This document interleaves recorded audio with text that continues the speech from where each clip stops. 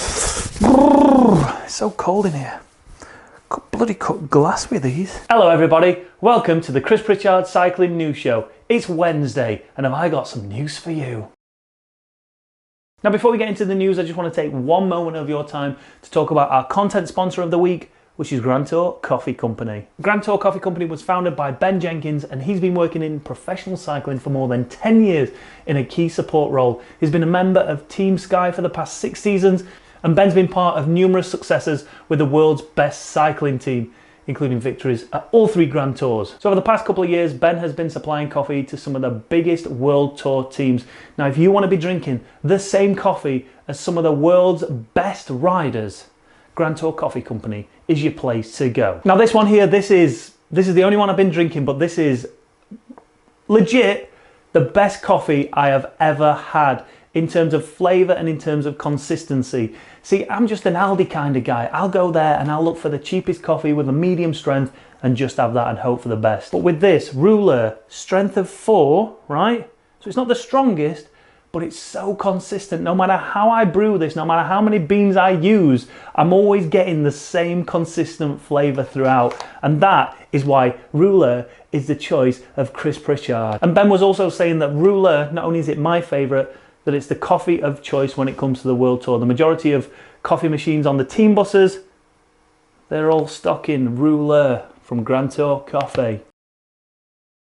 All right, and first up, let's head over to Strava because yesterday, friend of the show, Cameron Jeffers, posted this mysterious ride. The title is Cam versus Chris, Cycling versus Public Transport, video up soon. And it looks like he appears to ride from somewhere near Lancaster all the way through the Yorkshire Dales, ending in Darlington. That looks like it could be a very tasty video. 3 hours and 21 minutes at a 34.4 kilometre average. That is a brutal ride. I don't know what's coming from Cameron Jeffers, but make sure you stick around and make sure you go and subscribe to his channel if you don't already, so you can check out that video. I bet it's amazing. Is that right, Cam? Next up, and racing news now, and Hansgrohe have just announced that they're extending their sponsorship of the Bora Hansgrohe team until the end of 2021. And they did it by posting this picture here on Twitter, which is absolutely crying out for a caption competition. So, leave your comments down below. The first ever caption, in fact, I must have got something here I can give away. Here we go. If you want to win a pair of Crank It Up Wahoo Pongo socks, pretty exclusive. If you want to win those, leave your comments down below with your captions to this picture. And whichever comment tickles me the most, you'll win those socks. And sticking with the Bora Hansgrohe team now, they had their team presentation over the past couple of days, and Peter Sagan has announced exactly what he's going to be racing next year. And in there is the Giro d'Italia, the Tour de France, and the Olympics road race. So that means ultimately Peter Sagan's season is going to be starting in the next couple of months. He's going to have a very tough start to 2020, and I guess his campaign will end at that Olympic Games because he'll be wanting to focus on that. But looking at that route, can he really win that? I mean, I'd love to know your thoughts on this one. Do you think Peter Sagan is capable? We've seen some amazing rides from him. We've seen him win one-day classics. We've seen him win world championships.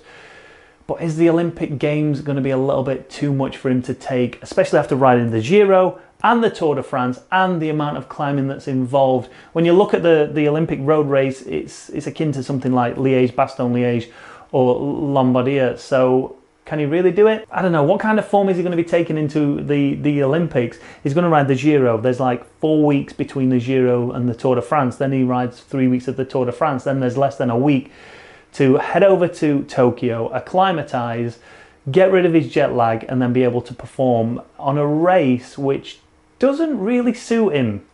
I mean, you can never say never with Peter Sagan. You just never know, but there are other riders there that I think will be going in there, targeting specifically that Olympic road race, and they potentially won't waste as much time and as much effort on the Tour de France. But now we know the route of the Tour de France, do we even think Peter Sagan will make it onto the Champs-Élysées, even if he wasn't heading to Tokyo? It's a brute of a Tour de France this year, and then you've only got a week to get to Tokyo. I don't know, it's going to be quite interesting to see who sticks around and sees out the Tour de France, who heads out to Tokyo early, and then who gets the jump on everybody and actually takes that gold medal. And sticking with Bora Hansgrohe now, and in the team presentation, two riders who weren't there because they're not going to be there in 2020, Sam Bennett and the flying mullet Shane Archbold have both signed a 2-year deal with Deceuninck Quick-Step. So a couple of months ago we spoke about Sam Bennett and his unhappiness with being at Bora Hansgrohe, and it looked likely that he might have to stay there even against his will into 2020, but Bora Hansgrohe allowed him to relieve himself from that contract and move to Deceuninck Quick-Step. And with Elia Viviani moving away from Deceuninck Quick-Step, it allows Sam Bennett just to slip straight into their roster and be the master of his own destiny, decide what races he wants to target, go out there, execute them, and prove Bora Hansgrohe wrong that they should have paid him them big bucks and given him them opportunities when he deserved them. Next up, and it doesn't seem like a Chris Pritchard cycling news show without having to talk about someone getting knocked off their bloody bike. Not just anybody. This time it's a pregnant woman. The headline over at Cycling Weekly reads, "Pregnant cyclist left with serious injuries after being hit by driver who fled the scene. The woman in her 40s was rushed to hospital after being hit." What is the world coming to? Detective Sergeant Paul Hawkins from Leicester Police said, "This is a serious collision which has left a heavily pregnant woman in hospital with serious injuries and in which the driver involved failed to stop." And yeah, another story of someone getting knocked off the bike. It's a weekly occurrence now on this show. Fingers crossed this young lady is going to make a full recovery. Fingers crossed that there's no damage to that baby that she's carrying. That's, oh man. And finally, I'm a little bit late to the party on this one, but we're going to have to talk about it, which is the Peloton ad. If you've not seen this ad, let me show you time a little bit now. Okay, you ready? Yes. Now. A Peloton? Give it up for our first time rider. All right, first ride. I'm a little nervous, but excited. Let's do this. A year ago, I didn't realize how much this would change me. Thank you. So this is the Christmas ad for Peloton. Essentially, it's a husband giving his wife a Peloton bike. As you would expect in this day and age, with the woke generation, people went ballistic about it. A lot of people whinging, complaining about it. One, because how dare he buy his wife? I mean, you don't even know if she asked for that. She might have asked for it, right? She might have said, "Hey, Chief, I want a Peloton for my Christmas. Get me one." So if we had that context prior to it, you'd watch it and you'd go, what a lad. Because that's an expensive present. Clearly, they're very affluent because they live in a bloody massive, amazing house. I mean, listen, it's just an ad. And if anything, this ad has given Peloton, I mean, I'm talking about it right now, so this ad has given Peloton more marketing coverage than they could have had if they just done a normal ad. Now, they only had to do one thing to stop this backlash from happening, right? And that was, as the lady came downstairs and she said, "Oh my God, Peloton."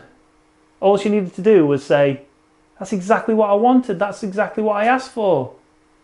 Job done. But what people are whinging about is the fact that he's got her that without telling her, and it's almost like he's forcing her to do some exercise. Listen, I understand it's just an advert, right? But maybe she said, "Hey, I really want a Peloton bike for Christmas. Hey, I really want to go to them spin classes, but I just don't have time because I'm so busy working because I'm the breadwinner in this house." Ooh, you didn't think of that, did you?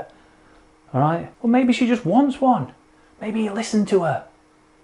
And if that's the case, no problems whatsoever. Listen, I'm only talking about it because everyone else is talking about it. It's news related, it's cycling related, hence it goes into the Chris Pritchard Cycling News Show. But what are your thoughts on it? One, have you seen the ad? Two, were you even offended by it? Or is it just a little bit of marketing? Do you think that Peloton purposefully gave it a little bit of a sexist edge? Like, oh, is this guy forcing this woman to ride this bike? Has he bought it because he feels like she's getting a little bit jiggly in places and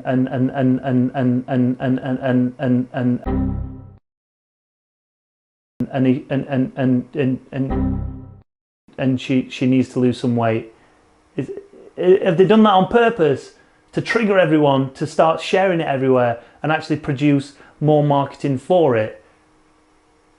Who knows? But you know, the best thing to come out of all this is this parody video right here. A Peloton? My husband got me a Peloton for Christmas. Nothing weird about that. Thank you. You get me.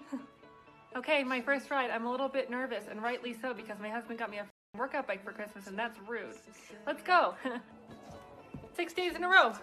Are you surprised? I am that my marriage is still intact. Let's get on the bike. 6 a.m. My husband is sleeping soundly next to me, but I couldn't sleep a wink because what kind of sociopath gets his wife a stationary bike? Seriously, what the hell? What are you trying to say? I am so unhappy. I hate my life. A year ago, I didn't realize how much this would change me. Babe, I want a divorce. Alright, and that's it for another show. Thanks for watching. Make sure you hit your subscription button if you've not done already. Make sure you've hit that notification bell, even if it's only for the next like 2 or 3 weeks, because there are things happening on the channel that I want you to be notified for, because you might need to be notified. Alright? Like button, subscribe button, notification bell if you've not enjoyed it. If you've disenjoyed it, which isn't even a word, hit that dislike button. Leave your comments down below. I've done it all. We're off. Bye.